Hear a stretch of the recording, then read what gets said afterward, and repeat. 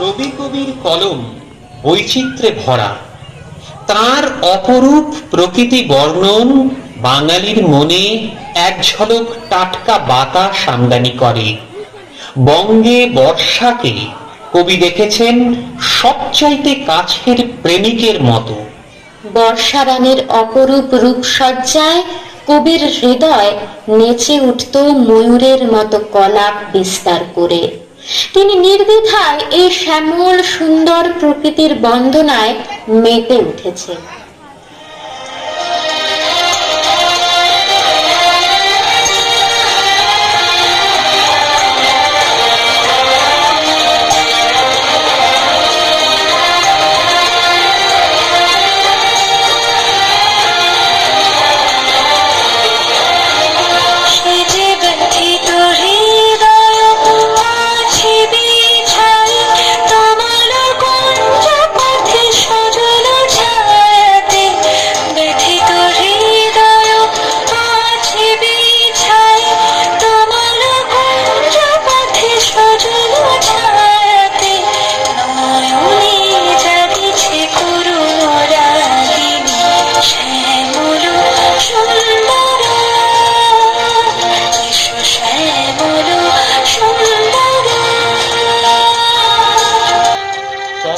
ধরার বুকে বর্ষার বাড়িধারা যেন আশীর্বাদ স্বরূপ। কিন্তু সে বাড়ি ঝরে পড়ার আগে প্রকৃতি কিভাবে প্রস্তুতি নেয়, বিশ্বকবি পরম যত্নে তাঁর রচনায় তারও বর্ণনা করেছেন। 10 দিক আকাশ ধরা যেন তিমির বর্ণে নিজেকে রাঙিয়ে নেয়।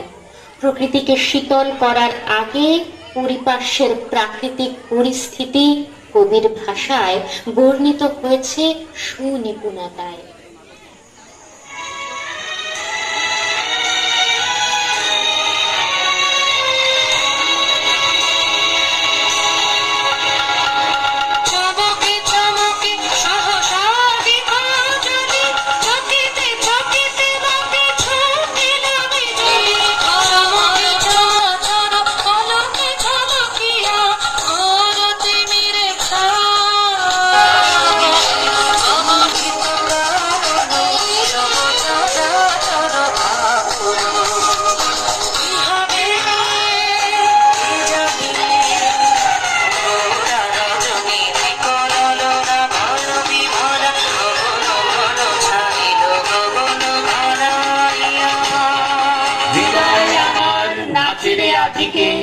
ময়ূরের মতো নাচেরে হৃদয় নাচেরে, শতবরণের ভাব উচ্ছ্বাস কলাপের মতো করেছে বিকাশ। আকুল পরাণ আকাশে চাহিয়া উল্লাসে কারে যাচেরে। বর্ষা যখন এমন মোহময়ী সুন্দরী, তখন তার জন্য রবীন্দ্র কলম বারবার প্রস্তুত হয়েছে ভালো লাগার আবেশ এনে দেবার জন্য। প্রকৃতির রূপসজ্জা তাই কবির কলমে যেন শ্রেষ্ঠত্বের আসন অলঙ্কৃত করেছে।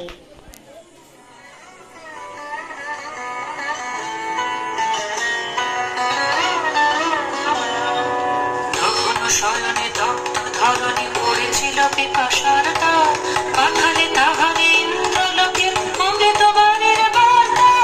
তখন শয়নে দগ্ধ ধরণী পড়েছিল পিপাসার তার, পাখালে তাহারে ইন্দ্রলোকের অমৃত বাণীর বার্তা। মাটির কঠিন বাধা লক্ষিণ লিখে দিতে হলো নির্ণয়, লঙ্ঘন জয় পতাকায় ধরাধার সমুখীর্ণ, ছিন্ন হয়েছে বন্ধন বন্দী, ছিন্ন হয়েছে